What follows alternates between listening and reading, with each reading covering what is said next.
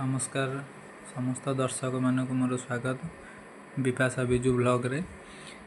आज मुझे गोटे कथा कही रखी जे मुझे जाइली जोमेटो को सबुदिन पर आज भी जाइली किंतु आज दुर्भाग्य कथा जे आपण मानक सीना मु समस्त को फूड पार्सल देकी आसिली किंतु आज मु निजे राति रे खाई पाइलिनी कहीं ना आज टे घर को आसवा भी मोर लेट है। मु तो आगु 11टा 11:30 राति आसे किंतु एबे टिके वर्षा दिन मु भी बेला बेली पड़ी जाऊँगी 11टा बेलू आसी घरे पहुँचे किंतु आज पहुँचला बेलू घरे समस्ते खाई पी शोई पड़ते खाली मो बापा कबाट खोलले मु घर को आसिली गाड़ी एका रखिली तापर मु देखिली मो स्त्री पिला छुआ सब शोई पड़ते खाई जेहेतु मोर स्त्री मोबाइल बालान्स सरी जाइए पकई नथिली तो से फोन कर पाइलेनी कबाट झरका बहुत थर माने आवाज कली किंतु से माने सब थकी जाइए दिन काम फाम कर शोई पड़ते कई आउ कबाट खोलेनी मु भी बाध्य हो व्यस्त न करके मु भी पलि आसिली आसिक जस्ट एबे पहुँची से पैंट ये पड़ी काढ़ी ड्रेस तो ये ड्रेस पिंधि जाइए आपण मैंने देखी थे आउ एपटे हेलमेट भी थुआई हेलमेट रे पानी भी लगी देखिपे वर्षा होता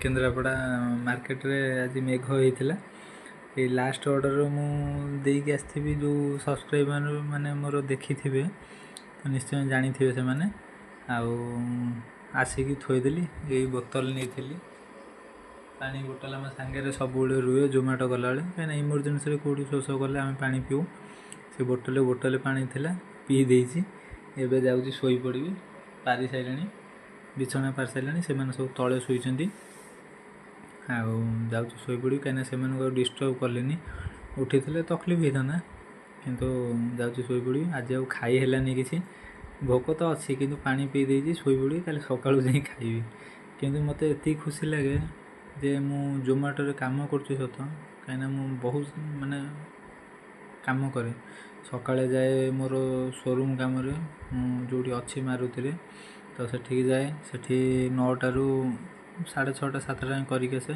15 मिनट रे घरे आसी पहुँचिकी ड्रेस चेंज करी कहीं यूनिफॉर्म पिंधि जाए मारुतिर तो ताकू चेंज करी मोर जो जोमेटो तो यूनिफॉर्म किनिनी तादरे टे पैसा पतर सर्टेज रोचे जानते केते कौन पैसा मिलूँ आउ किणी होनी किंतु ऑनलाइन एबे मगई देइछि तार जो स्टोर रोची जोमेटो सी सोमवार मंगलवार को डेलीवरी देवे बोली कथा होती तेणुक फॉर्मल ड्रेस पिंधिक जावाक पड़ुछि तो जाइकी ये जो ड्रेस पिंधि जाऊँगी 15 मिनट भितर मु रेडी होगी 7टारू 7:30 भितर लॉगिन कर दिए केन्द्रापड़ा मार्केट रे आम जो सिटी सेंटर अच्छी सेठी कर दिए तापर सेठू कलापर जहाँ ऑर्डर जो दूर जो भी पड़े जाइकी दबाक पड़े जहाँ चार्जेस मिले आउ बहुत तो धन्यवाद देवी कस्टमर मानू कहीं मत से बेले बेले टिप्स भी दियंती जो 10 20 50 दियंती से भी आम खुशी रहूँ कहीं आम जो जगह को जाऊ साधारणतः लोक भी राति रे जीवाई भय करेंगे खोला कथा कहूँ कहीं एमती जगह दब जे मैंने 9टा 10टा 10:30 राति भी दब 10 किलोमीटर 12 किलोमीटर दूर को जीवाई जो जगार कि लोक कई माने आउ चेई नथिबे सब शोई पड़ते खाई पी गाँ भितर केवल जो लोक जो कस्टमर ऑर्डर करथिबे सेही लोक ही माने तांकरी घर लोक आखपाख गोटे गोटे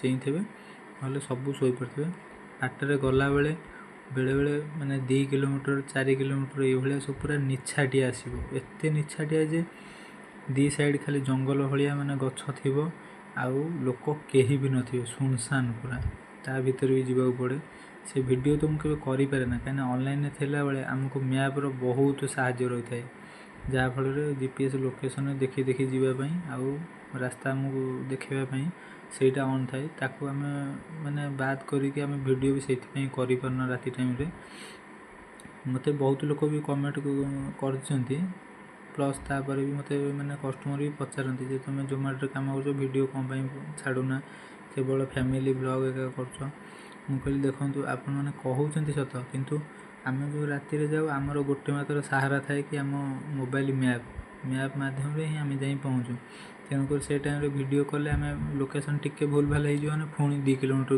ବୁଲିବାକୁ ପଡ଼ିବ, କାହିଁକିନା ଅଲଗା ପଟେ ରୁଟ୍ ଦେଖାଇବ। ତ ସେଥିପାଇଁ ଆମକୁ ତକଲିଫ ହୁଏ, ଯାହାଫଳରେ କି ଆମେ ମ୍ୟାପ୍ ସବୁବେଳେ ଅନ୍ କରିକି ଯିବା ଆସିବା କରିଥାଉ। କିନ୍ତୁ ଗଲାବେଳେ ବେଳେବେଳେ ମାନେ 10:30ରୁ ତାପରେ ଯେଉଁ ଅର୍ଡ଼ର ବାଜେ ବହୁତ ଡେଞ୍ଜର, ମାନେ ଏତେ ଡେଞ୍ଜର ଯେ ପୁରା ସୁନସାନ ଇଲାକା, କେହି ନଥିବେ, 10 କିଲୋମିଟର 12 କିଲୋମିଟର ଏଇଭଳିଆ ଅର୍ଡ଼ର ବାଜିବ।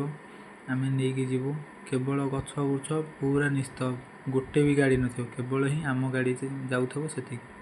ତା ଦେହରେ ଆମେ ପୁଣି କେଉଁଠି ପଙ୍କଚର୍ ହେବ, କେଉଁଠି ଗାଡ଼ି ଖରାପ ହେଇଯିବ, ସେସବୁ ଡର ମାନେ ମନ ଭିତରୁ ଛାଡ଼ି ଦେଇଥିବୁ।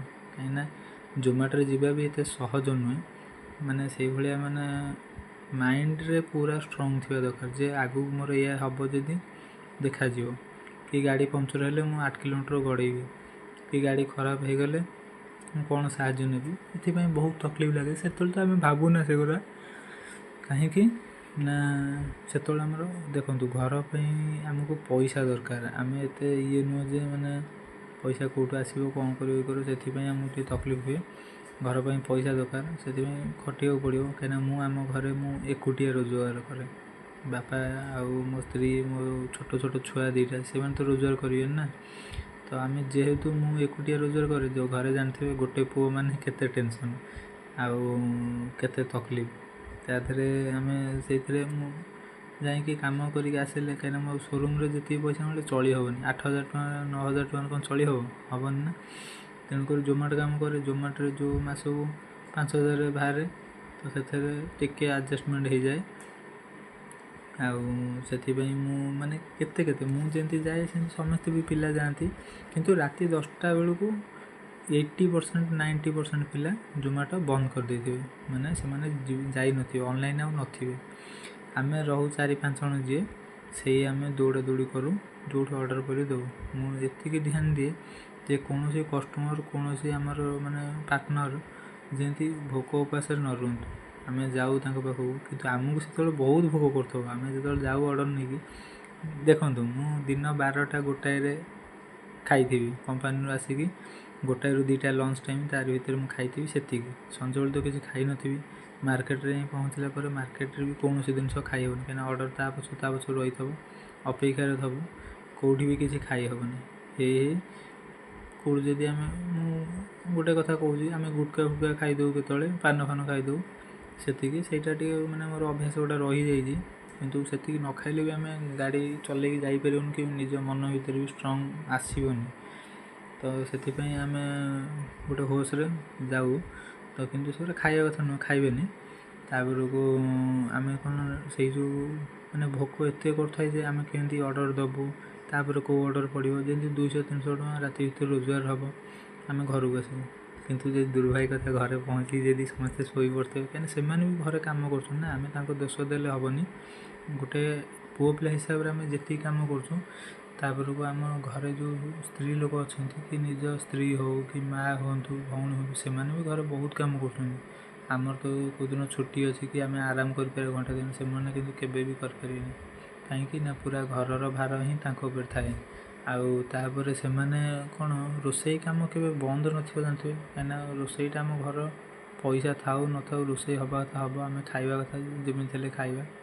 ତ ତେଣୁକୁ ରୋଷେଇ ହେବ, ରୋଷେଇ ଖାଇବା, ବାସନ ଧୋଇବା, ସବୁ ପ୍ରକାର କାମ ଘରେ ଲାଗି ରହୁଛି। ସେମାନେ ବର୍ଷ ଯାକ ବି ଆରାମ ପାଇପାରୁନାହାନ୍ତି। ସେଥିପାଇଁ ମୁଁ ଆଉ ଡିଷ୍ଟର୍ବ ନ କରି ପଳେଇ ଆସିଲି ଉପରେ ଶୋଇବା ପାଇଁ। ତ ସେମାନେ ଖାଇ ପିଇ ଶୋଇଛନ୍ତି, କିନ୍ତୁ ମୁଁ ମୋର ପାଣି ପିଇ ଦେଇ ଶୋଇପଡ଼ିବି। ଭୋକ ଉପାସରେ ମୋତେ ଜଣାପଡ଼ିବନି। ସକାଳ ହେଲେ ଦେଖିବା କ'ଣ ଖାଇବା ଆଉ। ହଉ, ଆପଣମାନେ ଭଲରେ ଥିବେ। ଯଦି ମୋ ଭିଡ଼ିଓଟି ଭଲ ଲାଗିଥିବ, ମୋ ଚ୍ୟାନେଲକୁ ସବସ୍କ୍ରାଇବ୍ କରିବେ, ଲାଇକ୍ ସେୟାର କମେଣ୍ଟ ନିଶ୍ଚୟ କରିବେ, ଭୁଲିବେନି। ଆଉ ଆପଣମାନଙ୍କୁ ଅନୁରୋଧ କି ସେୟାର ଯେତେ ମାତ୍ରାରେ କରିପାରିବେ।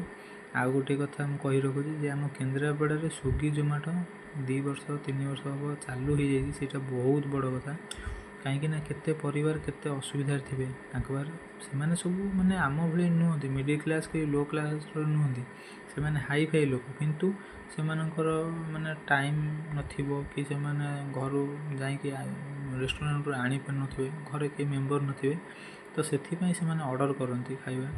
ଯାହା ବହୁତ ବଢ଼ିଆ, କେନ୍ଦ୍ରାପଡ଼ା ସିଟି ସେଣ୍ଟରରେ ଆମର ଗୋଟେ ଜୋମାଟୋ ଆଉ ସ୍ୱିଗି ଚାଲୁଛି, ସେଇଟା ବହୁତ ବଡ଼ କଥା।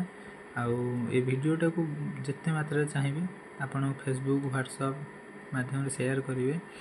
ଆଉ ଭିଡ଼ିଓଟି ଯଦି ଭଲ ଲାଗିବ ଲାଇକ୍ କରିବେ, ଆଉ କମେଣ୍ଟ ନିଶ୍ଚୟ କରି ଜଣାଇବେ। ଚ୍ୟାନେଲଟିକୁ ସବସ୍କ୍ରାଇବ୍ କରିବେ। ତକଲିଫ ତ ହୁଏ ସମସ୍ତଙ୍କୁ, କିନ୍ତୁ କ'ଣ କରିବା, ସ୍ୱିଗି ଜୋମାଟୋରେ ବି କାମ କରିକି ମୋତେ ବି ବହୁତ ଖୁସି ଲାଗେ ଯେ ମୁଁ କେଉଁ ପରିବାର ପାଇଁ ଖାଇବା ନେଇକି ଠିକ୍ ଟାଇମ୍ରେ ପହଞ୍ଚାଇ ପାରୁଛି, ଠିକ୍ ଟାଇମ୍ରେ ଦେଇପାରୁଛି। ଆଜି ଯାକେ ମୋର କୌଣସି ଅର୍ଡ଼ର କ୍ୟାନସଲ୍ ମୋ ତରଫରୁ ହେଇନି। ଯାହା ହେଇଥିବ କଷ୍ଟମର ତରଫରୁ ହେଇଥିବ, ନହେଲେ ନାହିଁ ହୋଟେଲ ତରଫରୁ ହେଇଥିବ, ମୋ ତରଫରୁ କେବେ ହେଇନି। ସେ ପୁଣି ମୋ ହିଷ୍ଟ୍ରି ଭିତରେ ବୋଧେ ଗୋଟେ କି ଦୁଇଟା ହେଇଥିବ, ଯେଉଁଟାକି ହୋଟେଲ ତରଫରୁ କଷ୍ଟମର ତରଫରୁ, ମୋ ତରଫରୁ ହେଇନି। ସେଥିପାଇଁ ମୋତେ ବହୁତ ଖୁସି ଲାଗେ। ଯେଉଁ ଜାଗା ପଇଲେ ବି ମୁଁ ଯାଇକି ଦେଇକି ଆସେ। ଆଉ ଆପଣମାନଙ୍କୁ ଏତିକି ଅନୁରୋଧ କି ଯେତେବେଳେ ବି ଜୋମାଟୋ ସ୍ୱିଗି ବାଲା ପିଲା ଯାଉଛନ୍ତି, ସେମାନଙ୍କୁ ବାଟରେ କେବେ ହଇରାଣ କରନ୍ତୁନି। କାହିଁକି ନା ସେମାନେ ଆଉ କେଉଁ ପରିବାର ପାଇଁ ଖାଇବାକୁ ନେଇକି ଯାଉଛନ୍ତି। ସେମାନେ ନିଜେ ନ ଖାଇ ନ ପିଇ ସେମାନେ ଖାଇବାକୁ ନେଇକି ଯାଉଛନ୍ତି। ତେଣୁକରି ତାଙ୍କ ବାଟରେ କୌଣସି ପ୍ରକାର ହଇରାଣ କରନ୍ତୁନି, ସେମାନଙ୍କୁ ଅଟକାନ୍ତୁନି କି ତାଙ୍କ ସାଙ୍ଗରେ ଛେଡ଼ଛାଡ଼ି କେବେ କରନ୍ତୁନି। ବହୁତ ଦୁଃଖ ଲାଗିବ, କାହିଁକିନା ଆମେ ସିନା ଆମ ପେଟ ପାଟଣା ପାଇଁ ଆମେ ଲଢ଼ୁଛେ, ଯାଇକି ଦୌଡ଼ିକି କାମ ଧନ୍ଦା ଭଲ ମନ୍ଦ କରୁଛେ। ଆମକୁ ବାଟରେ ହଇରାଣ କଲେ କି ଅଟକେଇଲେ ଇଏ କଲେ କ'ଣ ପାଇବେ ଲାଭ? କିଛି ପାଇବେନି ନା। ତ ତେଣୁକରି ଆମେ ଅନ୍ୟକୁ ସାହାଯ୍ୟ କରିବା ପାଇଁ ବାହାରିଛୁ, ସାହାଯ୍ୟ କରୁଛୁ। ତାଙ୍କ ପ୍ରତିବଦଳରେ ଯାହା ପଇସା ମିଳୁଛି ଆମ ଘର ବି ସେଥିରେ ଚଳୁଛି। ତେଣୁକରି ଆପଣଙ୍କୁ ବିନମ୍ର ଅନୁରୋଧ, ସ୍ୱିଗି ଜୋମାଟୋ ଯିଏ ବି ଅନଲାଇନ୍ ଡେଲିଭରି କରୁଛନ୍ତି, ସେମାନଙ୍କୁ ହଇରାଣ କରନ୍ତୁନି କେବେ ବାଟରେ, କି ସେମାନଙ୍କୁ ଖରାପ ବ୍ୟବହାର କରନ୍ତୁନି। ଆଜି ଯାଏଁ ତ ଆମେ କୌଣସି କଷ୍ଟମର ପାଖରୁ ସେମିତି ଖରାପ ବ୍ୟବହାର ପାଇନୁ, ସମସ୍ତେ ଭଲ ଅଛନ୍ତି। କିନ୍ତୁ ବାହାର ଲୋକ ଯିଏ ବି ଅଛନ୍ତି, ରାସ୍ତାଘାଟରେ ବୁଲୁଛନ୍ତି, ଯାଉଛନ୍ତି ଆଉଛନ୍ତି, ସେମାନଙ୍କୁ ଅନୁରୋଧ ସ୍ୱିଗି ଜୋମାଟୋ ପିଲାଙ୍କୁ ସାହାଯ୍ୟ କରନ୍ତୁ। ଯଦି ଅସୁବିଧାରେ କେବେ କିଏ କେଉଁଠି ପଡ଼ୁଛନ୍ତି, ତାଙ୍କୁ ସାହାଯ୍ୟ ଯଥାସମ୍ଭବ କରନ୍ତୁ। କାହିଁକିନା ସେମାନେ ଆଉ କାହାକୁ ସାହାଯ୍ୟ କରିବା ପାଇଁ ନିଜର ଜୀବନ ଠାରୁ ଆରମ୍ଭ କରି ସବୁ କିଛି ବାଜି ଲଗାଇ ଯାଉଛନ୍ତି। ଆପଣମାନେ ଦେଖିଥିବେ ଗଣେଶ ପୂଜା ଭସାଣି ଠାରୁ ଆରମ୍ଭ କରି ଗଜଲକ୍ଷ୍ମୀ ପୂଜା ଭସାଣି ବି ହୁଏ। କେତେ ଭିଡ଼ ଭିତରେ ଆମେ ତା ଭିତରେ ଟ୍ରାଫିକ୍ରେ ଯାଉ। ଦିନମାନ ପିଲା ବି କାମ କରୁଛନ୍ତି, ଗାଡ଼ି ଟେନସନ୍ ଭଲ ମନ୍ଦ ଇଏ ସେ ରୋଡ଼ ଆକ୍ସିଡେଣ୍ଟ କେତେ ପ୍ରକାର ହେଉଛି। ଆମେ ସେଇଥିରେ ନିଜକୁ ସୁରକ୍ଷିତ ରଖି ଆପଣଙ୍କ ଖାଇବା ପିଇବା ଭଲ ମନ୍ଦ ନେଇକି ଆପଣଙ୍କ ପାଖରେ ପହଞ୍ଚଉଛୁ। କେତେ ତକଲିଫ ଅଛି। ଗାଡ଼ି ନିହାତି 8 ଘଣ୍ଟା ଚଲାଉଛନ୍ତି ପିଲା, ତ ସେମାନେ ତାଙ୍କ ନଜର ତାଙ୍କ ଚଲା ସବୁକୁ କଣ୍ଟ୍ରୋଲରେ ରଖି କେତେ କଷ୍ଟରେ ଯାଉଛନ୍ତି, ସେଇଟା ଭାବୁଥିବେ। ଧନ୍ୟବାଦ, ରହୁଛି। Good night.